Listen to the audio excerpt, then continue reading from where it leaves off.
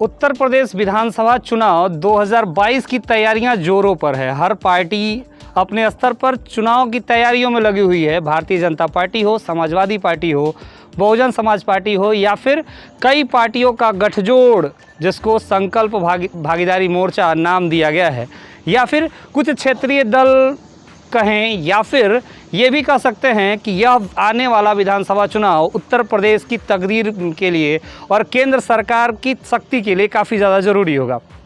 हर क्षेत्र में लोग अपनी तैयारियों पर दावेदारी ठोक रहे हैं। हर पार्टी के कार्यकर्ता की यह नज़र है कि वह अपने पार्टी से अपने विधानसभा का प्रत्याशी होगा और आने वाले समय में विधानसभा में अपने विधानसभा का प्रतिनिधित्व करेगा। ढेर सारी पार्टियों के नाम हैं और ढेर सारी व्यवस्थाएं हैं जिसके तहत उनके अपने एजेंडे हैं, अपने मुद्दे हैं, उन मुद्दों पर वह काम कर रही हैं। लेकिन एक पार्टी जो विगत कुछ वर्षों से उत्तर प्रदेश की सक्रिय राजनीति में आई है और उसका यह कहना है कि वह इस विधानसभा चुनाव में सबसे बड़ा असर डालेगी और अपने लिए एक अच्छी ज़मीन बनाएगी। जी हाँ, हम बात कर रहे हैं दिल्ली में सरकार चला रही एक ऐसी पार्टी की जो उत्तर प्रदेश में फिर से ताल ठोक रही है और उसका आने वाला टारगेट 2022 का विधानसभा चुनाव है, जिसके लिए उन्होंने अपने एक पार्टी के राज्यसभा सांसद को यहाँ का प्रभार दिया है। आए दिन आप सोशल मीडिया और न्यूज़ के माध्यम से प्रदेश सरकार के खिलाफ उनके कटाक्ष सुन सकते हैं और आपको ये पता चलेगा कि वह इस पार्टी के लिए क्या तैयारी कर रहे हैं। इसी तरह से जब हम क्षेत्र में टहल रहे थे, घूम रहे थे और हम लोगों ने जब कैंपेनिंग पर नज़र बारीक बनाई तो हमारी नज़र पड़ी हमारे एक बचपन के मित्र, साथ पढ़े हुए एक ऐसे दोस्त से जो आम आदमी पार्टी से विधानसभा स्तर की तैयारी कर रहा है। ढेर सारे वॉल पेंटिंग फेसबुक और अन्य माध्यमों से दिखाई दे रहे हैं जिस पर नीचे एक नाम लिखा हुआ है इंजीनियर अजय यादव का। तो जब नज़र पड़ी तो हमने सोचा कि इस युवा से जानने की कोशिश की जाए कि विधानसभा स्तर तक की तैयारी करने का विचार इनके दिमाग में कहाँ से आया और यह किस विज़न के साथ विधानसभा में उतरकर लोगों की मदद करना चाहते हैं और चुनाव लड़ना चाहते हैं। तो स्वागत करेंगे हम इंजीनियर अजय यादव जी का और उनसे जानने की कोशिश करेंगे कि क्या है उनका विज़न और क्या है उनका मिशन 2022। तो अजय जी, सबसे पहले तो बड़ा अच्छा लगा कि जब साथ पढ़ा हुआ एक मित्र बड़े स्तर पर तैयारी करता है और बड़े बड़े सपने देखता है। सपना देखना सबका हक है, उसके लिए मेहनत भी करना चाहिए, क्योंकि जिस तरह से हम मेहनत करते हैं वैसे ही हमें फल भी मिलता है। तो अचानक से एक मध्यम वर्गीय परिवार का, एक छोटे तबके से आने वाला, एक गरीब पिछड़े क्षेत्र से आने वाला एक छोटा सा इंजीनियर जिसकी महत्वाकांक्षाएं हैं कि वो अपने परिवार का भरण पोषण करे, है ना, अपने परिवार को पाले, उसके दिमाग में ये चुनाव का प्रकरण कहाँ से आया? मैं साथियों इंजीनियर अजय कुमार यादव, जो बहुत ही सही बात है, एक मध्यम वर्गीय परिवार से आता हूँ। जब मैं इंजीनियरिंग कर रहा था तो मैंने देखा कि हम लोग बड़े पूंजीपतियों के लिए काम करते हैं और उसके लिए काम करते करते ड्यूटी तो वैसे 8 घंटे की होती है, लेकिन वो कहते हैं चापलूसी करना, तो असली ड्यूटी 5 बजे के बाद शुरू होती है और वो ड्यूटी लगभग 9 बजे रात तक चलती है।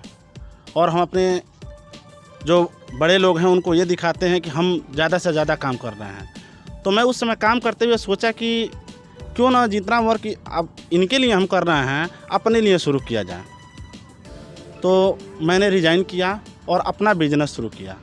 जैसे आपको जानते हैं, मैं अपना बिजनेस शुरू किया। बिजनेस शुरू करने के उपरांत मैं, चूँकि मेरा होलसेल का भी काम है बिल्डिंग मटेरियल्स में, तो मैंने ये देखा, नोटिस किया कि जब मैं गांव में जाता हूं तो मैं देख रहा हूं कि काफ़ी गरीब तबके के लोग हैं जिनकी बातों कोई सुनने वाला नहीं है।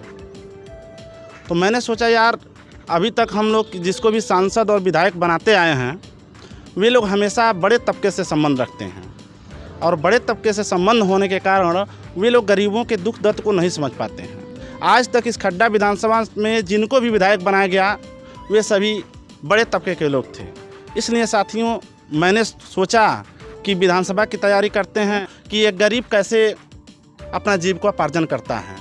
एक गरीब जब थाने पे जाता है साथियों तो उसकी बात थाने वाले भी नहीं सुनते हैं और जो बड़े बड़े लोगों से फ़ोन करा दिया जाता है और फ़ोन कराने के बाद उसकी बात नहीं सुनी जाती है। इन सब दर्द और दुख को मैंने सुनते हुए निर्णय लिया कि आगे बढ़ के एक कदम मध्यम वर्गीय से कोई आगे नहीं आने वाला है। इस वजह से मैंने आगे बढ़ के एक कदम बढ़ाया और विधानसभा चुनाव करने का निश्चय किया। ये तो अच्छी बात है, आपने पूरा विज़न बताया।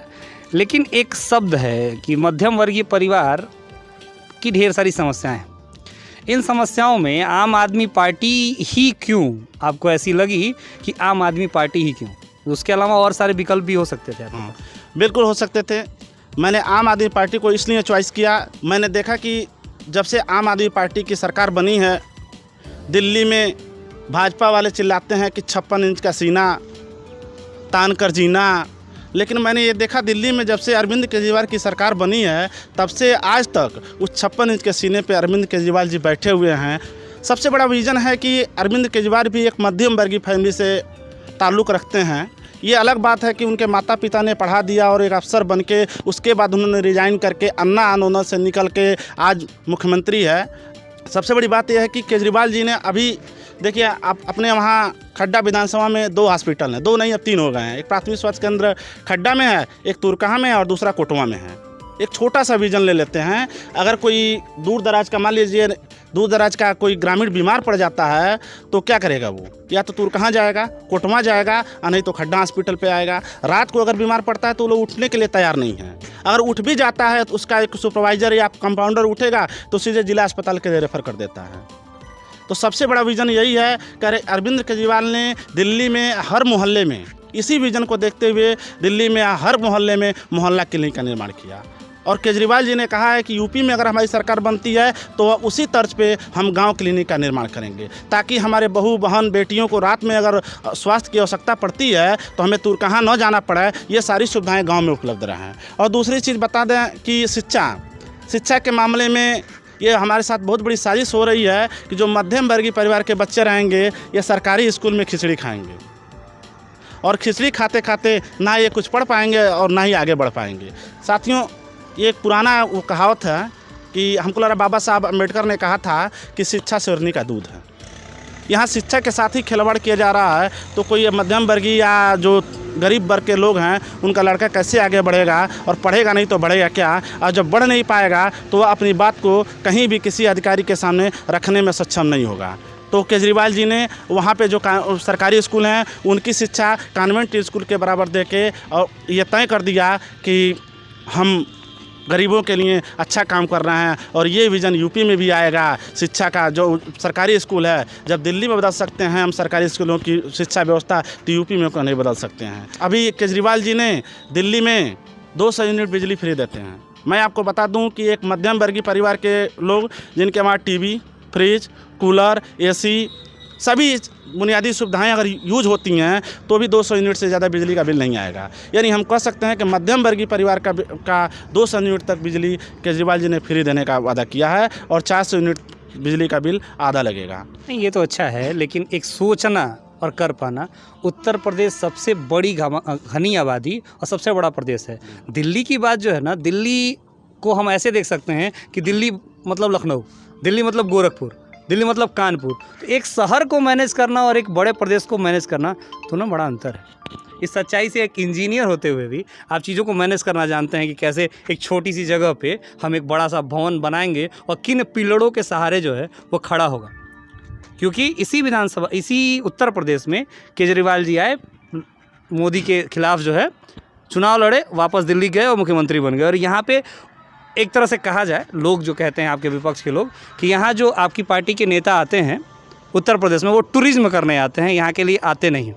तो क्या इस परिस्थितियों में पार्टी विधानसभा चुनाव में कोई फ़र्क डाल पाएगी? बिल्कुल डाल पाएगी, क्योंकि देखिए केजरीवाल जी दिल्ली में रहते हैं, केजरीवाल जी यहाँ चुनाव लड़ने नहीं आ रहे हैं। इसलिए तो हम लोगों को प्रत्याशी बनाया जा रहा है या प्रभारी बनाया जाएगा, चुनाव लड़ाया जाएगा, ताकि हम लोग यहाँ के रहेंगे तो बिल्कुल सारी बातें सुनेंगे। और रही बात दिल्ली के मॉडल की, तो मॉडल छोटा हो या बड़ा हो, अगर उसकी क्या बताते हैं वो नींव मजबूत हो, फाउंडेशन मजबूत हो, तो सारा काम कर सकते हैं हम। क्योंकि मैं बताया हूँ आपको, दिल्ली में अगर मोहल्ला है तो अपने वहाँ गांव है, दिल्ली में अगर नगर है तो अपने वहाँ ब्लॉक है, इस हिसाब से हम सबको बांट लेंगे और छोटी छोटी इकाइयों में बांट के दिल्ली का मॉडल हम यूपी में लॉन्च करेंगे और निश्चित रूप से सफल होगा, क्योंकि दिल्ली में हमने करके दिखाया है, उसमें कोई झूठ नहीं है, और यूपी में भी हम करके दिखाएंगे। एक आखिरी सवाल, पिछले विधानसभा चुनाव में भी आम आदमी पार्टी के प्रत्याशी यहाँ थे, लेकिन अगर क्षेत्र में लोगों से पूछा जाए तो उन्होंने उस चुनाव के दौरान लगभग अपना नाम भी लोगों तक नहीं पहुँचा पाए। उनके द्वारा एक विधानसभा प्रत्याशी के रूप में पूरी जनता जान भी नहीं पाई कि इस पार्टी के प्रत्याशी भी लड़ रहे हैं। इस बार क्या उम्मीद की जाए? पार्टी उस समय नहीं थी, इस वजह से आपका सवाल सही है, पार्टी नहीं थी इस वजह से। और सबसे बड़ी बात तो उस समय भी जो हमारी घोषणाएँ थी लोगों ने विश्वास नहीं कर पाए, लोग इस बात को बिल्कुल नहीं विश्वास कर पाए। केजरीवाल जो कह रहे हैं वह कर रहे हैं, करेंगे, लेकिन इस समय इन 10 सालों में विगत समय बदल चुका है और वक्त का बहुत बड़ा फेरबदल होता है। केजरीवाल जी ने दिल्ली में सब कुछ करके दिखाया है, अब जनता को विश्वास है कि केजरीवाल जी भी यूपी में भी करके दिखाएंगे, और जहाँ भी हम लोग जा रहे हैं जनता हमसे खुश है और कहती है सबसे बढ़िया तय केजरीवाल है बा। चलिए, अच्छी है, हमारी शुभकामनाएं आपके साथ है। एक युवा मन, एक युवा समाज और सबसे बड़ा एक मित्र इस स्तर तक पहुँचे और आगे बढ़े। ढेर सारी शुभकामनाएं आपको। मेरा पड़ा। तो ये थे इंजीनियर अजय यादव जी। देखना यह होगा कि इनके पार्टी के विजन और इनका अपना प्रयास इनको इस विधानसभा चुनाव में कहां तक पहुंचाता है। आपको यह खबर कैसी लगी, आपको इनसे बातचीत कैसी लगी, अपनी प्रतिक्रिया हमें कमेंट बॉक्स में दें और ये बताएं कि इस परिचर्चा में आप किस तरह के और सारे शब्दों को देखना चाहते हैं, और जब हमारे सामने कोई प्रत्याशी या कोई नेता हो तो अपनी किन समस्याओं को उन तक पहुँचाना चाहते हैं। इसी तरह की ढेर सारी खबरों के लिए जुड़े रहे जनमंच खबर के साथ। जनमंच खबर देखने के लिए आपका धन्यवाद। जनमंच खबर देखने के लिए आपका धन्यवाद। हमारे YouTube चैनल को सब्सक्राइब करें, Facebook और Instagram पर फॉलो करें तथा कमेंट में अपनी राय अवश्य दें। धन्यवाद।